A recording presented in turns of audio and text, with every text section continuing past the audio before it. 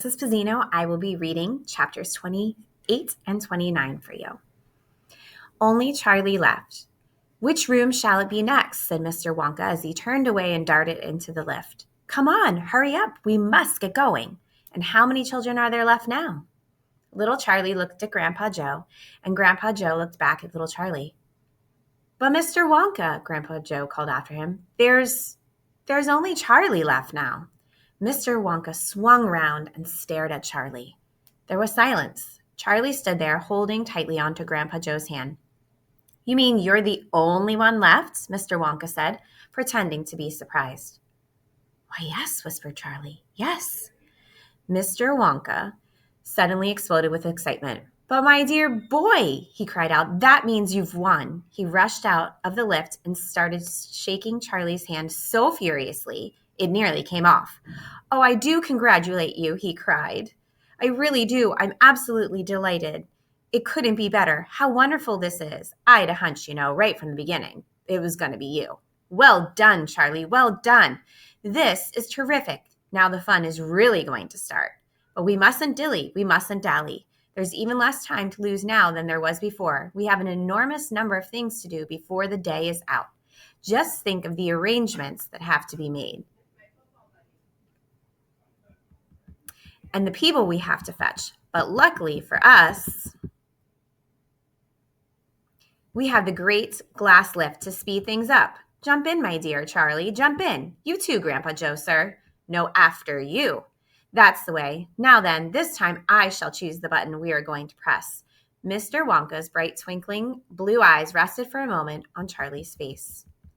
Something crazy is going to happen now, Charlie thought. But he wasn't frightened. He wasn't even nervous. He was just terrifically excited, and so was Grandpa Joe. The old man's face was shining with excitement as he watched every move that Mr. Wonka made. Mr. Wonka was reaching for a button high up on the glass ceiling of the lift.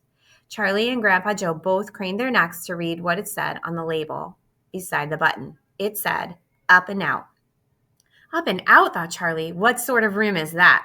Mr. Wonka pressed the button. The glass doors closed. Hold on, cried Mr. Wonka.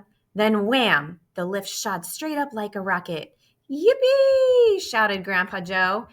Charlie was clinging to Grandpa Joe's leg, and Mr. Wonka was holding onto a strap from the ceiling, and they went up, up, up, straight up this time, with no twisting or turning, and Charlie could hear the whistling of the air outside as the lift went faster and faster.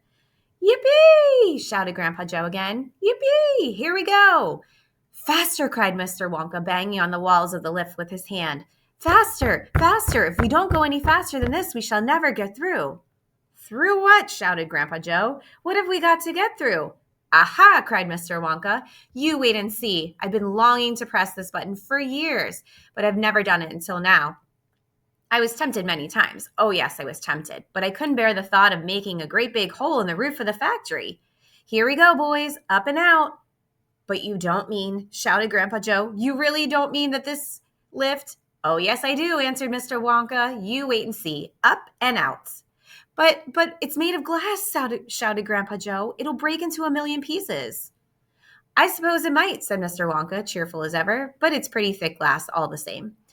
The lift rushed on, going up and up, faster and faster and faster. Then suddenly, crash! And the most tremendous noise of splintering wood and broken tiles came from directly above their heads. And Grandpa Joe shouted, Help! It's the end! We're done for! And Mr. Wonka said, No, we're not. We're through. We're out.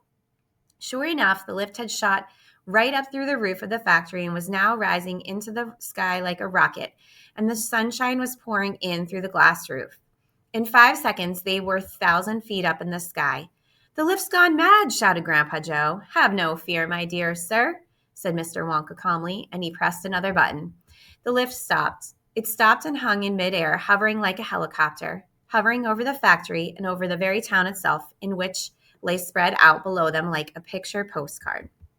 Looking down through the glass floor on which he was standing, Charlie could see the small faraway houses and the streets and the snow that lay thickly over everything.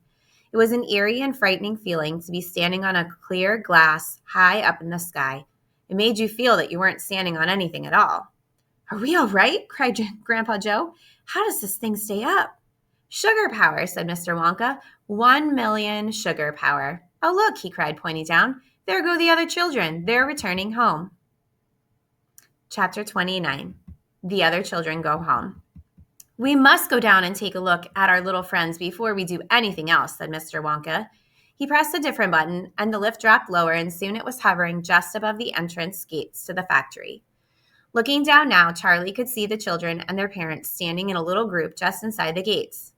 I only see 3, he said. Who's missing? I expect it's Mike TV's, Mr. Wonka said, but he'll be coming along soon. Do you see the trucks? Mr. Wonka pointed to a line of gigantic covered vans parked in a line nearby. Yes, Charlie said. What are they for? Don't you remember what it said on the golden ticket? Every child goes home with a lifetime supply of sweets. There's 1 truckload for each of them, loaded to the brim. Aha, Mr. Wonka went on. There goes our friend Augustus Gloop. Do you see him? He's getting into the first truck with his mother and father. You mean he's really all right? Asked Charlie, astonished, even after going up that awful pipe. He's very much all right, said Mr. Wonka. He's changed, said Grandpa Joe, peering down through the glass wall of the elevator. He used to be big, and now he's thin as a straw. Of course he's changed, said Mr. Wonka, laughing. He got squeezed in the pipe. Don't you remember? And look, there goes Miss Violet Beauregard, the great gum chewer. It seems as though they managed to de-juice her after all. I'm so glad. And how healthy she looks, much better than before. But she's purple in the face, cried Grandpa Joe. So she is, said Mr. Wonka. Well, there's nothing we can do about that. Good gracious, said Charlie. Look at poor Veruca Salt and Mr. Salt and Mrs. Salt. They're simply covered with rubbish. And here comes Mike TV, said Grandpa Joe. Good heavens, what have they done to him? He's about 10 feet tall and thin as a wire.